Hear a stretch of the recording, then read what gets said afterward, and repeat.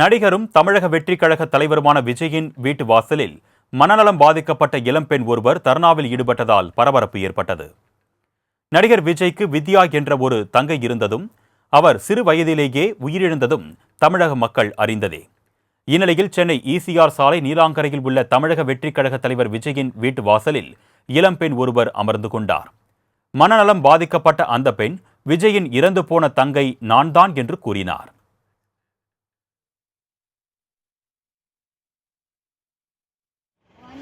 அண்ணன் தீதி சின்ன வயசுல செயின் போட்டு விட்டு போயிட்டான். ஏசப்பால தூக்கி வளர்த்துட்டாரு தீதி. அதுக்கப்புறம் முஸ்லீம் கடவுள் கடை கொடுத்துட்டாங்க. இதுதான் என் வீடு.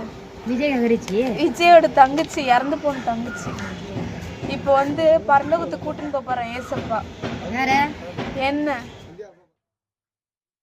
சென்னை மணலியை அடுத்த மாத்தூரை சேர்ந்தவர் என்று அவரே கூறியவர் தன்னை உறவினர்கள் சித்திரவதை செய்ததாகவும் காலில் சங்கிலி போட்டு நாள்தோறும் தாக்குவதாகவும் கூறினார்.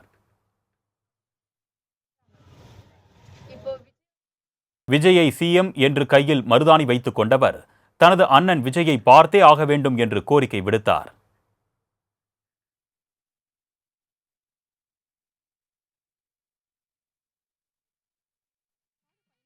எங்க அண்ணனும் ஒரே ஒரு வாட்டி இது MMD மாத்தூர் மெயின் ரோட் தீதி. மறந்துரு பாவனா மாதிரி மறந்துருவேன். நான் எழுதி வேணா காட்டுறேன். எங்க அண்ணனும் ஒரே ஒரு. இதனையடுத்து நீலாங்கரை காவல் நிலைய போலீசார் மனநலம் பாதிக்கப்பட்ட பெண்ணை இருசக்கர வாகனத்தில் ஏற்றி காப்பகத்திற்கு அனுப்பி வைத்தனர். சில நாட்களுக்கு முன்பு மனநலம் பாதிக்கப்பட்ட இளைஞர் ஒருவர் விஜய் வீட்டில் செருப்பை எறிந்த நிலையில் தற்பொழுது மனநலம் பாதிக்கப்பட்ட பெண் வீட்டின் முன்பு அமர்ந்து கொண்டதால் சிறிது நேரம் சலசலப்பு நிலவியது.